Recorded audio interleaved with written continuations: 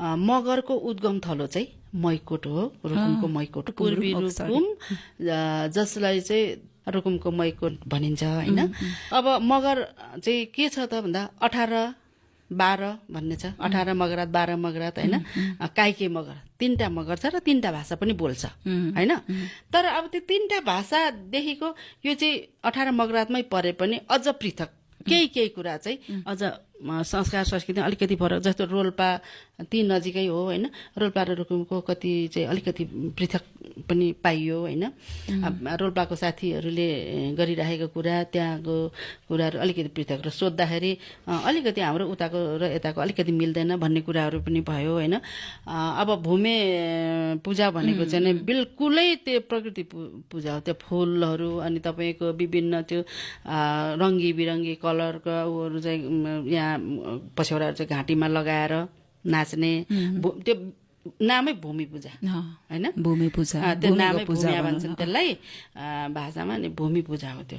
त भूमि पूजा भन्नाले सोझै प्रकृति पूजा। अनि त्यो कसले गर्छ त भन्दा त यो मगर जातिले त अहिलेसम्म बचाइराखेको छ।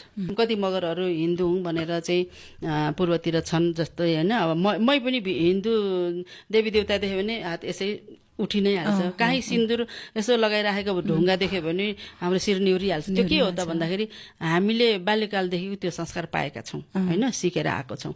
त्यसले गर्दा त हामीले चाहिँ इतिहासबाट जान्ने कुराहरू चाहिँ हो। र मैले त्यो कुरा गर्ने हो भने चाहिँ हामी चाहिँ पृथ्वीनारायण शाहको पालामा चाहिँ मगरहरू बहादुर हैन, अनि लडाइँ गर्दै गर्दै पूर्वतिर जाँदाखेरि उता पूर्व पुगिसकेपछि जो जहाँ बस्यो ती नै, अब गढ थियो अरे, गढमा चाहिँ बसेर लडाइँ गर्दा गर्दै नै त्यतै नै बसे अरे भन्ने कुरा हो। र त्यो नेपाल चाहिँ दुश्मनसँग जितेर नेपाल बचाउनुमा चाहिँ मगरहरूको ठुलो बाहुल्यता छ, ठुलो हात छ भन्ने कुरा चाहिँ यो इतिहास साँच्ची छ हैन। म आफू मगर भएर भनेको होइन हैन, इतिहासमै छ त्यो कुराहरू। त लडाई गर्दै गर्दै आयो पूर्वमा रहेकोहरू चाहिँ तपाईहरुको चाहिँ हाम्रा चाहिँ पुर्खाहरू परे।